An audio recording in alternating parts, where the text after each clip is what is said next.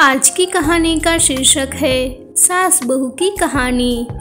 मोहित अपनी माँ सरिता के साथ एक गांव में रहता था। मोहित के पिता का देहांत हो चुका था। सरिता गांव के घरों में काम करने जाती थी, उसी से दोनों की गुजरन होती। एक दिन मोहित ने अपनी माँ से कहा, माँ तुम इतनी मेहनत करती हो, मुझे बिल्कुल अच्छा नहीं लगता है। मैं अपनी पढ़ाई छोड़कर कुछ काम ढूंढ लेता हूँ। यह सुनकर सरिता रोने लगी और उसने कहा, बेटा कुछ दिनों की तो बात है, तू पढ़ लिख कर अच्छी नौकरी करने लगेगा तो मुझे काम करने की ज़रूरत नहीं पड़ेगी। फिर मैं तेरी शादी कर दूंगी और बहू के आने पर तो मुझे आराम ही करना है। तू अपनी पढ़ाई पर ध्यान दे। मोहित माँ को बहुत समझाता है, लेकिन सरिता उसकी बात नहीं मानती।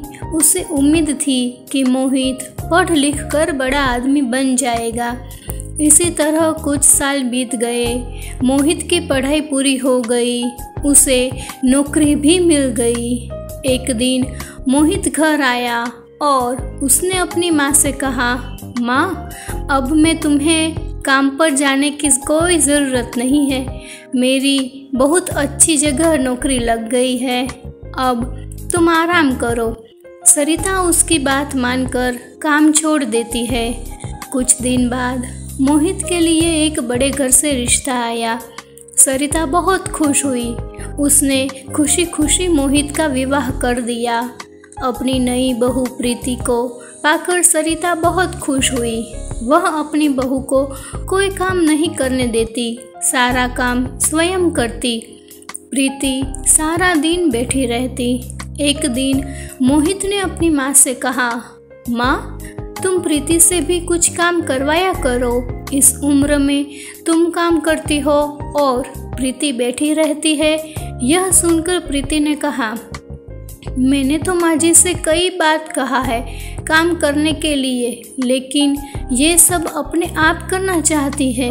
मोहित के कहने पर प्रीति अगले दिन से सरिता के साथ घर के काम करने लगी। कुछ दिन बाद सरिता की तबीयत खराब रहने लगी। अब सारा काम प्रीति को करना पड़ता था। कुछ दिन बाद प्रीति का स्वभाव बदलने लगा।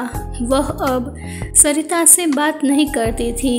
एक दिन सरिता ने पूछा, बहू क्या बात है, तू मेरे से बात नहीं करती? तब प्रीति ने कहा, आपको पता है मैं कितने बड़े घर से आई हूँ और कितनी पढ़ी लिखी हूँ। तुम लोगों ने मुझे नौकरानी बना दिया।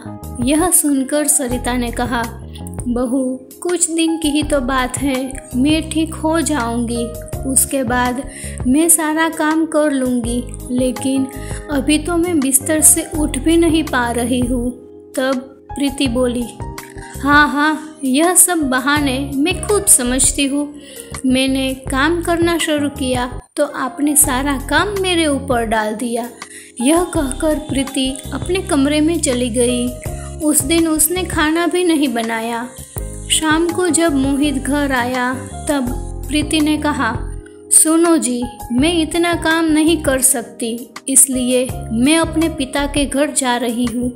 तुम्हें अपनी माँ की सेवा करनी है तो करो, मुझसे यह सब नहीं होगा।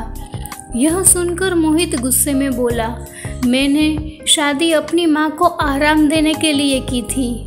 अगर तुम घर का काम नहीं करोगी तो माँ इस बीमारी में कैसे काम करेगी? यह सुनकर प्रीति गुस्से में अपने घर जाने के लिए चल दी। तभी सरिता ने उसे रोका और कहा, बहू इस घर को छोड़कर मत जाओ, मैं सारा काम कर लूँगी। प्रीति फिर भी नहीं मानती और अपने पिता के घर चली जाती है। उसके जाने के बाद सरिता रोती रहती है। मोहित कहता है, माँ तुम क्यों रो रही हो? उसका गुस्सा कम होगा तो वह अपने आप आ जाएगी। यह सुनकर सरिता कहती है, बेटा तू अभी उसे लेकर आ और जब तक वह नहीं आए तू भी उसके साथ रहना। मोहित कहता है, माँ मैं तुम्हें इस हाल में छोड़कर कैसे जा सकता हूँ? लेकिन सरिता कहती है, तुझे मेरी कसम, नहीं तो मैं अन्न जल त्याग दूंगी और मर जाऊंगी। सरिता के जिद के आगे मोहित हार जाता है और प्रीति को लेने उसके घर पहुंच जाता है। वह प्रीति को बहुत मनाता है लेकिन वह नहीं मानती। प्रीति उससे कहती है, हम अलग घर लेकर रहते हैं, तुम अपनी माँ को हर महीने कुछ पैसे भेज देना। मोहित बेमन से उसकी बात मान लेता है और प्रीति के साथ अलग मकान में रहने लगता है। उधर सरिता अकेली रह जाती है।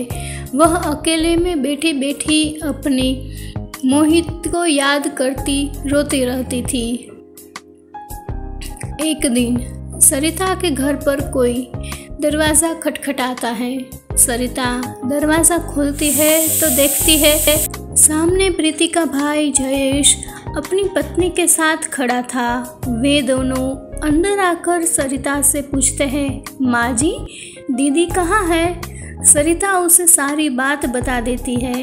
यह सुनकर राजेश कहता है, माँ जी, मैं सोच भी नहीं सकता था मेरी बहन ऐसा करेगी।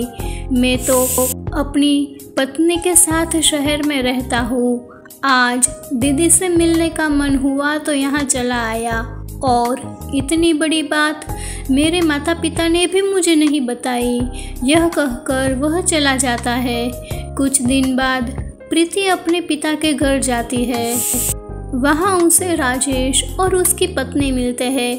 प्रीति अपने भाई भाभी को देखकर बहुत खुश होती है और कहती है, भैया आप कब आए? मुझसे मिलने क्यों नहीं आए? और माँ पिताजी कहाँ हैं?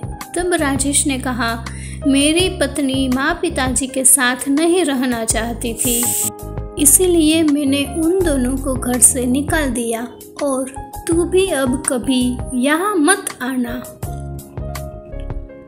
यह सब सुनकर प्रीति के होश उड़ जाते हैं। वह रोने लगती है और कहती है, भैया आप मुझे इतना प्यार करते थे, अब कैसी बातें कर रहे हो? और इस उम्र में माँ पिताजी कहाँ जाएंगे?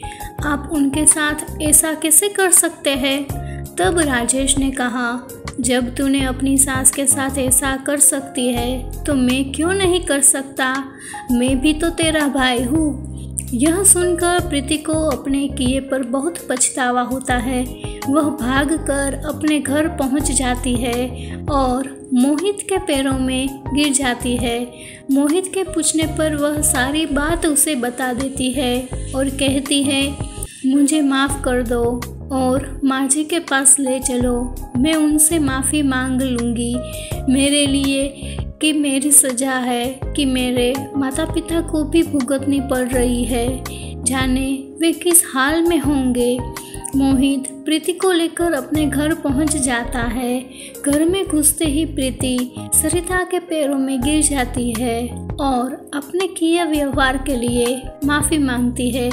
तभी दूसरे कमरे से राजेश अपनी पत्नी और माता पिता के साथ बाहर आता है। उन्हें देखकर प्रीति रोने लगती है। तब राजेश उसे बताता है, उसने माता पिता को छुपा दिया था ताकि तुझे तेरी गलती का एहसास हो सके। राजेश के माता पिता भी सरिता से माफ़ी मांगते हैं। इस तरह मोहित, प्रीति और सरिता तीनों खुशी खुशी रहने लगते हैं।